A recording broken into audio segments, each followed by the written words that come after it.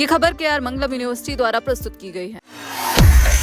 क्या रूस ईरान की गुप्त मदद कर रहा है? क्या पुतिन के सैटेलाइट्स निशाने साध रहे हैं? जेलेंस्की के खुलासे पर ट्रंप का क्या ऐलान है?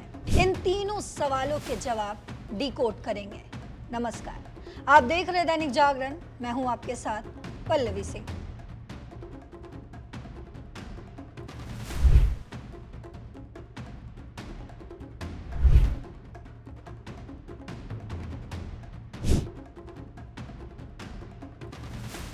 जरा सोचिए, अगर दो बड़ी महाशक्तियों के बीच पर्दे के पीछे ऐसा खेल चल रहा हो जो पूरे मिडिल ईस्ट को तीसरे विश्व युद्ध की आग में धकेल दे, तो क्या होगा?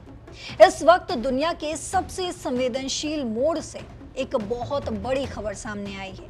यूक्रेन के राष्ट्रपति जेलेंस्की ने एक ऐसा सनसनीखेज दावा कर दिया है जिसने वॉशिंगटन से लेकर मॉस्को और तेहरान तक हड़कंप मचा दिया। जेलेंस्की का कहना है कि रूस अपने जासूसी सैटेलाइट्स के जरिए मिडिल ईस्ट में मौजूद अमेरिकी सैन्य ठिकानों और खाड़ी देशों की लोकेशन का पल पल का डेटा जुटा रहा है और ये सीक्रेट डेटा सीधा ईरान को सौंपा जा रहा है।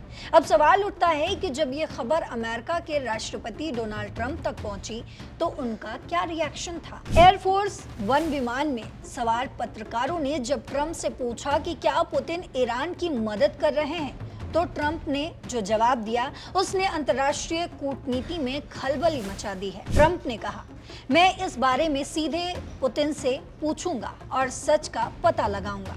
तो दोस्तों, आज के इस वीडियो में हम इस पूरी कहानी की एक एक परत खोलने जा रहे हैं। जेलेंस्की के पास क्या सबूत है? मिडिल ईस्ट में किन अमेरिकी ठिकानों को निशाना बनाया गया? तीसरा पॉइंट होगा ट्रंप का क्या रुख है? वहीं चौथा सवाल होगा कि क्या रूस वास्तव में अमेरिका के खिलाफ ईरान के साथ खड़ा हो चुका है? इन चारों सवालों के जवाब ढूंढेंगे। तो बात शुरू होती है यूक्रेन के राष्ट्रपति जेलेंस्की के एक सोशल मीडिया पोस्ट से। जेलेंस्की ने सोशल मीडिया प्लेटफॉर्म एक्स पर एक बेहद गंभीर दावा शेयर किया। उन्होंने कहा कि यूक्रेन की खुफिया एजेंसियों ने ऐसे ठोस सबूत जुटाए हैं जिनसे साफ पता चलता है कि जुलाई महीने की शुरुआत से ही रूसी सैटेलाइट्स खाड़ी देशों और वहां मौजूद अमेरिकी सैन्य ठिकानों की एक्टिव मैपिंग कर रहे हैं। यानी रूस अंतरिक्ष से लगातार उन जगहों की तस्वीरें और लोकेशन डेटा निकाल रहा है जहां अमेरिकी सैनिक और खाड़ी देशों की सेनाएं तैनात हैं। जेलेंस्की ने सिर्फ हवाई बातें नहीं की, बल्कि उन्होंने तारीखों के साथ पूरी क्रोनोलॉजी दुनिया के सामने रखी। उन्होंने बताया कि 19 और 20 जुलाई को रूस के जासूसी सैटेलाइट्स ने खाड़ी के 4 बहुत महत्वपूर्ण मिलिट्री एयरबेस पर अपना पूरा फोकस बना रखा था। इनमें से 2 एयरबेस बहरीन में है, एक जॉर्डन में है और एक कुवैत में स्थित है। जेलेंस्की का आरोप है कि रूस द्वारा ये तस्वीरें और जीपीएस कोऑर्डिनेट्स हासिल करने के ठीक बाद ईरान ने इन्हीं जगहों को निशाना बनाकर ड्रोन और मिसाइल अटैक प्लान किया। यानी हमला होने से पहले तैयारी के लिए और हमला होने के बाद कितना नुकसान हुआ ये देखने के लिए रूस के सैटेलाइट्स का ही इस्तेमाल किया गया। जेलेंस्की ने सख्त लहजे में कहा कि दुनिया को इस सच से आंखें नहीं मूंदनी चाहिए, क्योंकि बुराई हमेशा फैलने का रास्ता तलाशती है और रूस को हर हाल में रोकना होगा। अब जब ये खबर पूरी दुनिया में फैली तो राष्ट्रपति डोनाल्ड ट्रंप उस समय एयरफोर्स वन में सफर कर रहे थे। संवाददाताओं ने तुरंत उनसे इस इंटेलिजेंस रिपोर्ट पर सवाल दागे। ट्रंप से पूछा गया कि क्या पुतिन सचमुच ईरान को अमेरिकी सैनिकों पर हमला करने में मदद दे रहे हैं? इस पर ट्रंप ने काफी सतर्क लेकिन सीधे अंदाज में जवाब दिया। उन्होंने कहा कि वो इस मामले में सीधे रूसी राष्ट्रपति व्लादिमीर पुतिन से बात करेंगे और उनसे पूछेंगे कि सच क्या है।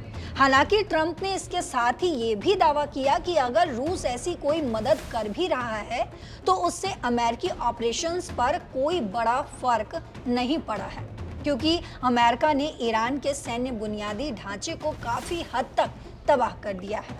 लेकिन दोस्तों, अगर आप इस पूरे घटनाक्रम की टाइमलाइन देखें तो ट्रंप के बयानों में एक बहुत बड़ा बदलाव नजर आता है। अभी महज कुछ ही दिन पहले ट्रंप ने अपने social media platform truth social पर लिखा था कि उन्हें नहीं लगता कि रूस या चीन में से कोई भी देश ईरान का साथ दे रहा है। ट्रंप ने दावा किया था कि पुतिन और चीनी राष्ट्रपति शी जिनपिंग दोनों ने उन्हें निजी तौर पर भरोसा दिलाया है कि वे ईरान की किसी भी तरह से मदद नहीं कर रहे हैं। ट्रंप ने तब ये भी कहा था कि अगर रूस या चीन ऐसा करते हैं तो ये उनके अपने हित में नहीं होगा और ये उनके लिए बहुत बुरा साबित होगा। लेकिन अब जेलेंस्की के दावों और अमेरिकी मीडिया में आई खबरों के बाद ट्रंप को अपना रुख बदलना पड़ा है और अब वे पुतिन से सीधी जवाबदेही मांगने की बात कर रहे हैं। वहीं दूसरी तरफ अगर देखें तो ये पहला मौका नहीं है जब रूस पर ईरान को खुफिया जानकारी देने के आरोप लगे हैं। अमेरिका के प्रतिष्ठित समाचार नेटवर्क CBS न्यूज और अन्य अंतर्राष्ट्रीय मीडिया रिपोर्ट्स में पहले भी ये बात सामने आ चुकी है कि मॉस्को लगातार मिडिल ईस्ट में अमेरिकी सैनिकों की मूवमेंट और उनकी पोजीशन से जुड़ी जानकारी तेहरान के साथ साझा कर रहा है। हाल ही में अमेरिकी संसद यानी कि कांग्रेस में एक सुनवाई के दौरान अमेरिका के रक्षा मंत्री पिट हेग्सेथ से भी इस बारे में तीखे सवाल पूछे गए थे। जब सांसदों ने रक्षा मंत्री से पूछा कि क्या रूस और चीन ईरान को अमेरिकी सेना के खिलाफ बैकएंड सपोर्ट दे रहे हैं, तो हेग्सेथ ने क्लासिफाइड यानी कि गोपनीय जानकारी का हवाला देते हुए सीधा खुलासा तो नहीं किया, लेकिन उन्होंने ये स्वीकार जरूर किया कि अमेरिका के विरोधी देश आपस में हाथ मिला रहे हैं और ईरान की क्षमताओं को बढ़ाने में कुछ हद तक मदद कर रहे हैं।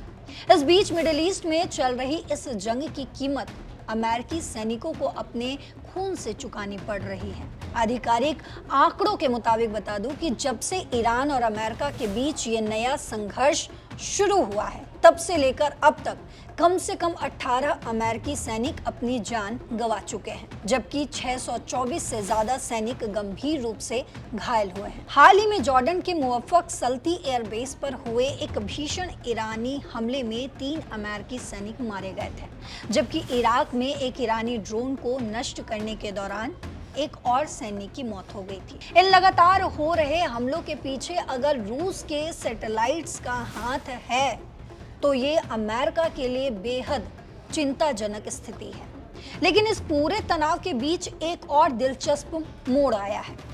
ट्रंप ने मीडिया से बात करते हुए ये भी संकेत दिए हैं कि फिलहाल अमेरिका की पहली प्राथमिकता ईरान के साथ कूटनीति यानी कि बातचीत का रास्ता अपनाना है। ट्रंप के मुताबिक अमेरिका के लगातार भीषण हमलों के बाद ईरान की तरफ से युद्ध विराम और बातचीत की गुजारिश आई है। ईरान ने अमेरिका से कहा है कि वे हमलों को रोकें और टेबल पर बैठकर बात करें। इस पर ट्रंप ने कहा, उन्होंने हमसे बहुत तमीज से गुजारिश की है कि कृपया रुकिए, आइए बैठकर बात करते हैं। और अभी हम उसी मोड़ पर हैं, देखते हैं आगे क्या होता है। अगर कोई डील नहीं बन पाती है तो हम फिर से उसी पुरानी स्थिति में लौट आएंगे। अब गहराई से इसका विश्लेषण करते हैं कि आखिर जेलेंस्की के इस दावे के पीछे की असली राजनीति क्या है और इसके दुनिया पर क्या दूरगामी परिणाम हो सकते हैं। सबसे पहली बात, यूक्रेन के राष्ट्रपति जेलेंस्की का इस वक्त ये मुद्दा उठाना महज इत्तेफाक नहीं है। यूक्रेन पिछले लंबे समय से रूस के खिलाफ जंग लड़ रहा है और जेलेंस्की लगातार पश्चिमी देशों से ज्यादा सैन्य और वित्तीय मदद की मांग कर रहे हैं। जेलेंस्की बखूबी जानते हैं कि अमेरिकी जनता और अमेरिकी नेता अपनी सेना पर होने वाले हमलों को लेकर सबसे ज्यादा संवेदनशील होते हैं। अगर जेलेंस्की ये साबित करने में कामयाब हो जाते हैं कि रूस के सैटेलाइट्स की मदद से अमेरिकी सैनिकों की जान जा रही है तो वॉशिंगटन में रूस के खिलाफ गुस्सा भड़क उठेगा।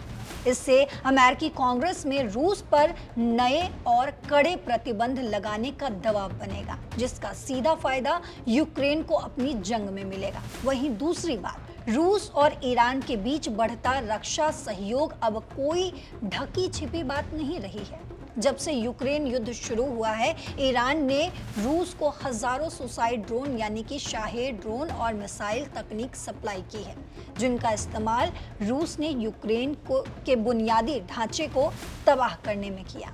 बदले में रूस ईरान को आधुनिक वायु रक्षा प्रणाली, लड़ाकू विमान और अब अंतरिक्ष से सैटेलाइट इंटेलिजेंस मुहैया करा रहा है। इसे अंतर्राष्ट्रीय राजनीति में क्विड प्रो क्वो यानी कि एक हाथ ले दूसरे हाथ दे का सिद्धांत कहा जाता है। रूस जानता है कि अगर अमेरिका मिडिल ईस्ट में ईरान के साथ उलझा रहता है तो उसका ध्यान और संसाधन यूक्रेन से हट जाएंगे, जो मॉस्को के लिए रणनीतिक रूप से बेहद फायदेमंद है। वहीं तीसरा बड़ा सवाल डोनाल्ड ट्रंप की कूटनीति पर उठता है।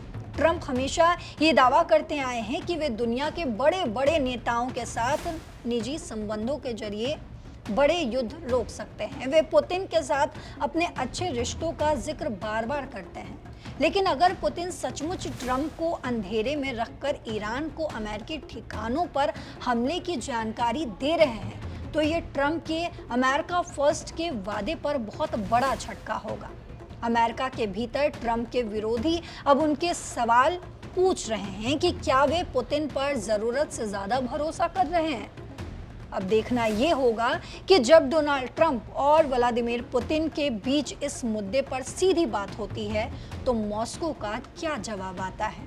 क्या रूस इन आरोपों को सिरे से खारिज कर देगा या फिर खाड़ी क्षेत्र में अमेरिका और रूस के बीच एक नया और खतरनाक स्पेस वॉर या इंटेलिजेंस युद्ध शुरू हो जाएगा।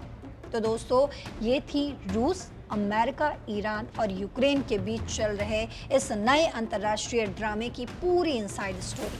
क्या आपको लगता है कि रूस सचमुच ईरान को सैटेलाइट डेटा देकर अमेरिकी सैनिकों को खतरे में डाल रहा है, या फिर ये यूक्रेन की कोई चाल है ताकि अमेरिका का रुख रूस के खिलाफ और ज़्यादा सख्त हो सके?